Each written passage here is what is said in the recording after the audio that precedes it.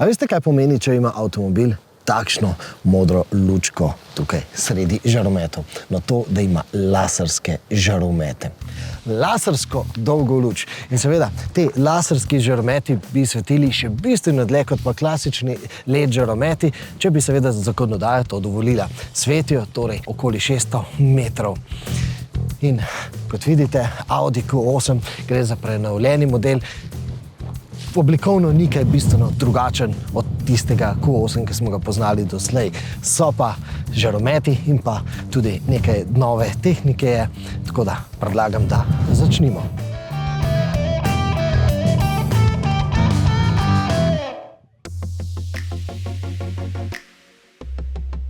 Torej, zdaj sem seveda jaz pred nekoliko neprijetno situacijo, zato ker bi za test tega avtomobila pravzaprav moral izbrati nočni snovalni termin.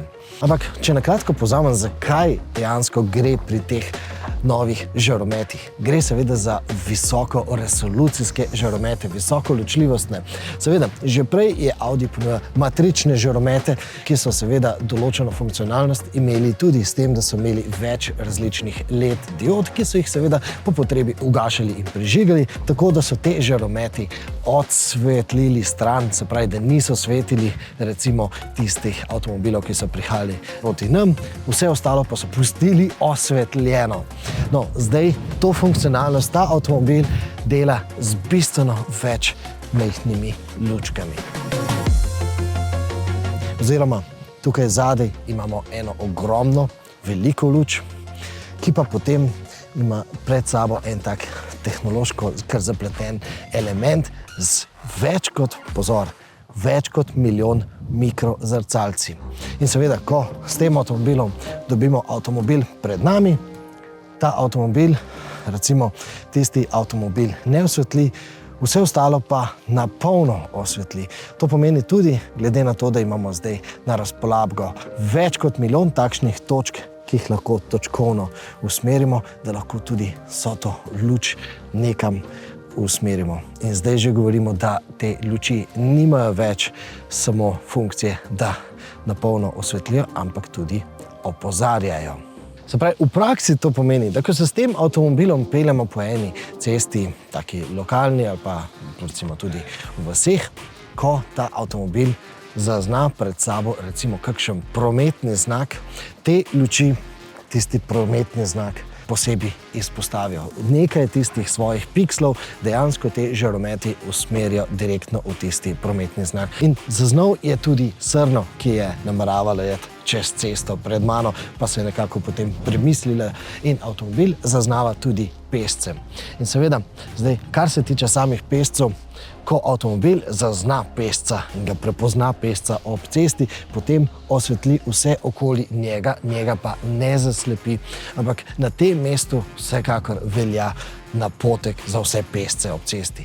Dajte nositi kresničko, ker če drugega ne, potem se avtomobil ne bo rabil zanašati samo na kamero in pa na prepoznavanje, da gre za pešca, ampak bo tista kresnička avtomobilu sporočila: poglejte, jaz sem tukaj ob cesti še bistveno prej, kot pa bo to zaznala sama kamera v avtomobilu. Ampak kar se tiče samih žarometov, no te žarometi dejansko tudi rišejo po sami cesti. Lahko recimo narišejo en tak svetlobni tepih. Se pravi, da vi veste, koliko je vaš avtomobil širok recimo na cesti, koliko imate še prostora na desno in pa na levo znotraj voznega pasu. Ampak kar se tiče samih žarometov, govorili smo tudi z Audijevim strokovnjakom. Torej, kliknite in poglejte, kako je videti v rokah ta element, ki nam omogoča vso to napredno svetlobno tehniko. Ampak v zvezi z novimi tehnološkimi rešitvami pri tem prenovljenem Audiju Q8 pa imamo za vas še dve dodatni povezavi. In seveda, tudi ta Q8 je s prenovo dobil napredno tehnologijo, ki se tiče teh zadnjih luči. Gre seveda za luči, ki so narejene v OLED tehniki in te luči dejansko ponujajo tudi varnostno funkcijo. Namreč, ko se avtomobil približa vašemu Audiju od zadaj, ta avtomobil preko različnih animacij tukaj s temi zadnjimi žarometi avtomobilu za sabo pove, da je preblizu. in govorimo že o neke sorte komunikaciji med avtomobili. Seveda se tukaj pojavlja vprašanje, kako bo voznik zadaj te animacije razumel, kako mu bodo te animacije res povedali, zakaj gre, kaj mu želi voznik povedati.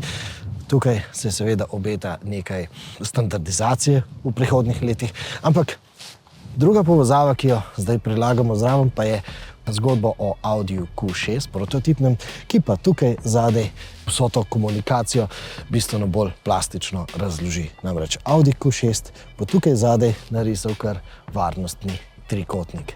In to pa je nekaj, kar bomo mi zadaj za Audijem znali bistveno bolj enostavno razumeti.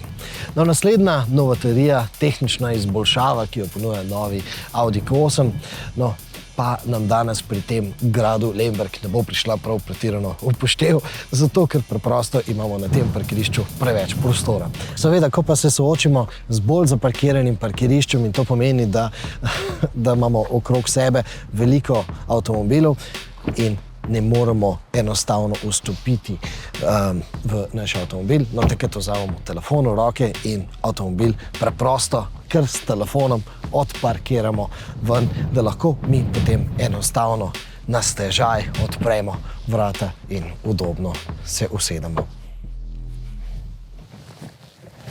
S čim torej zaključiti ta test Audija Q8?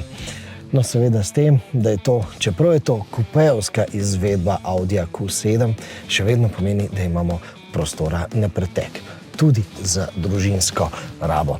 In tudi visoki odrasli ljudje bomo imeli tukaj nad glavami kar dovolj prostora.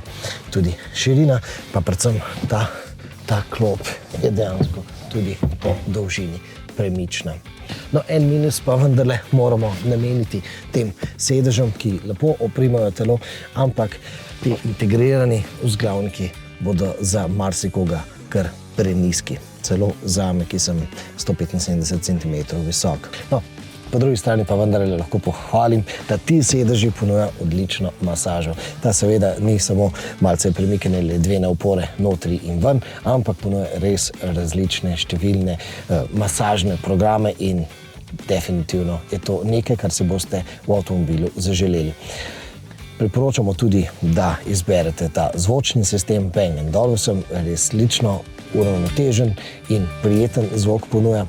Kar se tiče pa samega pogona, seveda dobite Audijeve vozne lastnosti. To definitivno je ta avtomobil sicer bolj namenjen visokohitrostnim vožnjam po nemških avtocestah, ampak tudi tukaj v Sloveniji dejansko ponuja nekaj tistih vozniških užitkov. Ampak ko že omenjam Nemčijo, ja, ta avtomobil je namenjen za tiste, ki se vozite daleč, na daljše razdalje, tudi do Nemčije in po Nemčiji. Za tiste pa seveda, ki imajo recimo manjše razdalje oziroma so pripravljeni več časa prebiti tudi na električnih polnilnicah, no za tiste pa že danes Audi ponuja številne različne električne rešitve. Ena od njih je tudi Q8 e-tron. Vaš naslednji klik.